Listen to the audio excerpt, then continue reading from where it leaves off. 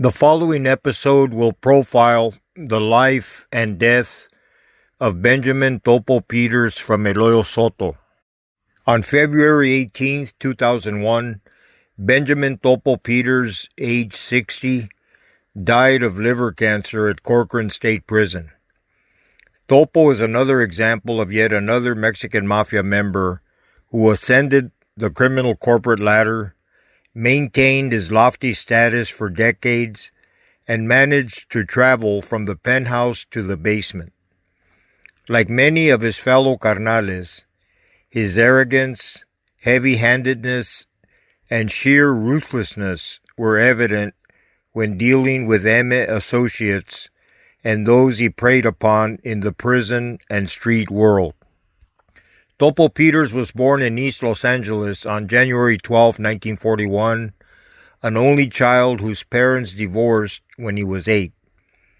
As a teenager, Topo joined the Hoyo Soto, an older street gang in Boyle Heights. At 14, he was sent to a forestry camp, and on February 4, 1957, was committed to the California Youth Authority. Topo became one of the Mexican Mafia's charter members at DVI, the dual vocational institution in Tracy, California. He paroled on April 3, 1958. Topo's adult criminal history officially began on May 10, 1959, when at the age of 18, he was arrested for stabbing 2 gang members in East LA. Beginning in the early 1960s, most of his adult incarcerated time was spent at San Quentin and Folsom prisons, the 2 most secure facilities in the Department of Corrections at that time. Topo was shown here in 1968 in what is probably the most infamous photograph in Mexican Mafia history. Standing and going left to right are 2 of the MS co-founders, Güero Buff Flores and Big Mike Mulhern, followed by A.B. Hernandez and Joe Morgan. Squatting from left to right are Tuffy from San Jose, Cheneno from Maravilla, Topo Peters, and Cheyenne Cadena. In those early years, Topo, Spanish for gopher, was affectionately dubbed El Dientudo, Spanish for big tooth, and was considered a hothead, possessing a temper that often affected his judgment. On several occasions, this volatile trait would get him in hot water with his fellow M carnales. Like an unruly child, Topo reminded me of a beloved pit bull that had to frequently be reined in by the OGs. His fellow M Confederates often interceded on his behalf to prevent him from crossing that line, the point of no return, and committing an infraction that could get him killed. In the 1970s, Topo Peters successfully avoided criminal charges in the United States for many years by hiding out in Tijuana, Mexico. Topo lived with Harry Buckley, a powerful heroin dealer, childhood friend of Joe Morgan, and longtime Mexican Mafia associate. Harry Buckley was responsible for much of the China white heroin flow on the West Coast, and was one of the few people alive who could approach any of the large Mexican drug families and be trusted by all of them.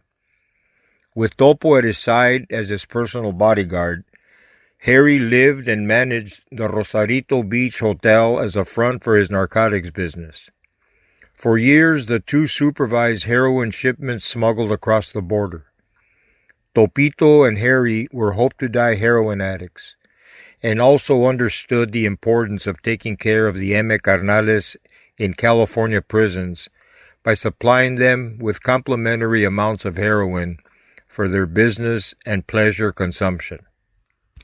In August of 1970, approximately 4 months before I joined the Mexican Mafia at San Quentin, I was locked up in the O-Wing Adjustment Center at Soledad Prison, where I first met Topo. Topo, Güero Psycho from San Fernando, and Champ from Hazard were M brothers who had been subpoenaed by Bevito Alvarez from Wilmas, a made member who pulled them from Folsom Prison to be character witness in his murder case. Bevito had stabbed a black inmate named Dopey Dan to death in O-Wing in an armed confrontation. It was common practice for inmates to use the power of the court subpoena to legally have their associates brought to court as character witnesses. For the M, it was like a mini vacation away from the long-term confinement and an opportunity to network and conduct Mexican Mafia business. I was locked up for assaulting an inmate on the North Facility exercise yard and was waiting to be transferred to San Quentin. Upon learning I was a chess player, Topo challenged me to a game. When you were in prison lockup, inmates played chess from one cell to another by simply numbering their chessboard squares and calling out their moves. After beating him pretty decisively, I think I could almost see the smoke coming out of Topo's cell. For a few minutes after I checkmated him, he was very quiet, like the lull before a storm. He wouldn't even congratulate me. Suddenly I heard the sounds of plastic bouncing onto the tier as he violently flung the chess pieces from his chessboard and outside his cell. Topo had blown a gasket. His fellow M. Carnales took turns teasing him and giving him a hard time for being a sore loser. Of course, they could get away with it. I knew darn well when to keep my mouth very shut. Because I was not yet a made man, I wisely held my tongue and allowed Topo to vent his rage over his performance, or lack of. 2 days later, all was forgiven, and he invited me to another game. I whipped him again, but this time he handled it better. MS Sureños and gang associates pretty much understand that interacting with made MM members was like navigating through a minefield. You had to treat them like you would a dysfunctional uncle or a big brother. Allow them to talk smack and puff up their chests. On a one-on-one, especially a 5'4" midget, there was no doubt I could easily handle Topo Peters. And many Sureños today, whether in prison or on the outside, I'm sure often find themselves in similar situations. But whenever you are in the presence of a big homie, the affectionate name given to a made member, you are not dealing with just an individual. You are dealing with La M, and any disrespect or affront to one of theirs is looked upon as an act against the entire organization. If you didn't want to die young, it was a matter of exercising some common sense. As the years progressed, Topo established an impressive criminal resume fueled by violence as he maintained a lofty status within the organization. On March 9, 1980, Topo was arrested and subsequently convicted of shooting Pablo Rucovo to death in a Los Angeles nightclub. Topo was sentenced to 25 years to life on September 23rd, and never again would he see the outside. On December 30th, 1989, David Loco Gallegos, a longtime Mexican Mafia member who had fallen from grace with his colleagues, was shot to death in East Los Angeles. He was executed by boxer Enriquez from Artesia. David Loco's hit was ordered by Topo Peters, following a unanimous vote by fellow members confirming his orders. The sanction was placed on him for not taking care of Mexican Mafia business in his designated street area. Boxer received the lion's share of David Loco's demise, and rightfully so. But let's not forget who called the shot. People get all over Boxer for calling the shot to have Cynthia Gavaldon hit, but everyone seems to forget it was little Mo Ruiz who pulled the trigger. In the 1980s and 90s, many younger members respected and looked up to the veteran Tío Pío, another affectionate handle he inherited from his underworld peers. Sureño associates would tread softly, fearing they could become fatal victims of his unpredictability. Following the 1993 death of Mexican Mafia icon Joe Morgan, who died of liver cancer at Corcoran State Prison, Topo became, to many, the unofficial heir to the M throne. But Topo reverted to his previous behavior. He became a master politicker, a ruthless dictator, was responsible for many unnecessary deaths, and he was the creator of dissension and discord within the M organization and against their loyal associates. On July 16, 1991, Mexican Mafia member Salvador Mon Buenrostro was stabbed 26 times in the attorney visiting room at the Los Angeles County Jail by fellow members Topo Peters and Rene Boxer Enriquez. Buenrostro was attacked for causing dissension within the group and reportedly for making negative comments about M member Joe Morgan. Buenrostro was brought down to the LA County Jail on a trumped-up court subpoena issued by a fellow M member. This legal ruse has always been popular with the Mexican Mafia for the purpose of bringing together members for criminal business meetings and, as in Buenrostro's case, for setting up an intended target. Los Angeles Deputy DA Frank Johnson had an interesting observation and comment about the MA's abuse of the court subpoena. Quote, "They were using the legal system and the Department of Corrections as a limousine service for ferrying their brothers from state prisons to the county jail." End quote. No lie about that. LA County Probation Officer Georgie O'Connor was 4 feet away from the attack in the attorney visiting room and shared her chilling account with 60 Minutes that can still be viewed on YouTube. Officer O'Connor and a room full of witnesses witnessed Topo and Boxer unhandcuff themselves and proceed to stab their victim multiple times. She said they didn't care that there were approximately 15 or more sheriff's personnel watching them. When they thought Buenrostro was dead, and I was close enough that I thought he was dead, they stopped. They stood up and dropped their weapons, and they turned themselves back over to the sheriff's custody. For decades, a member in good standing, Topo was one of many long-tenured M members who developed a close following of younger carnales. This fan club included Mariano Chuy Martinez, Rene Boxer Enriquez, Henry Indio Carlos, Albert Boxer Tolento, among others, who were aligned with Topo in factional feuding.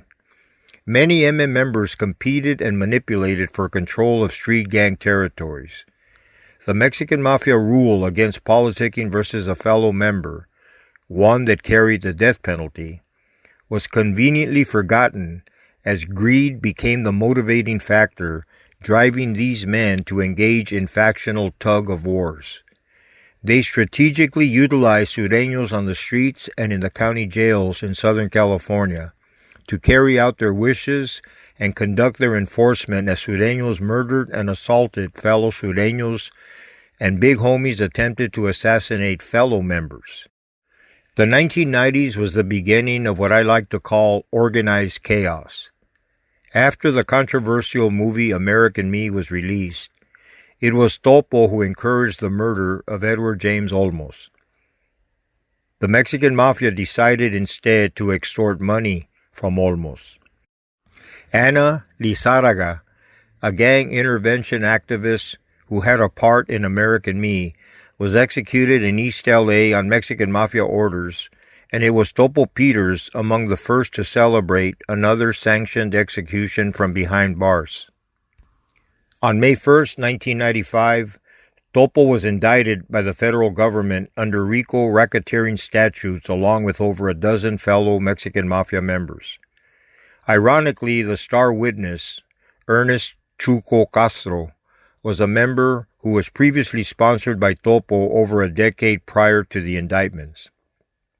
With the exception of Victorio Murillo, every M member charged, including Topo Peters, was convicted and received life sentences. On April 4th, 1998, M member Victor Victorio Murillo was shot to death in Visalia, California, by a Mexican Mafia Sureño hit team directed by Chuy Martinez, with Topo Peters in agreement and signing off on his execution. Co-conspirator and fellow M member Charles Chacho Woody utilized the loyal services of Eddie Joe Annette, also known as Inch from Compton, to perform the execution. Victorio was very popular with the M rank and file, and they never forgot this betrayal of a good brother. Topo successfully participated in a smear campaign versus Victorio, which began when Victorio was acquitted on the RICO charges. But many M brothers were in disagreement with Topo and his supporters. One thing to keep in mind is that the M never forgets. This became one of the negative points against Topo as his support began to slowly erode. Topo had lost credibility within the organization during his later years. For years considered a hothead by his M brethren, he flirted dangerously close, as many of them do today, to having himself executed for his propensity to instigate internal strife.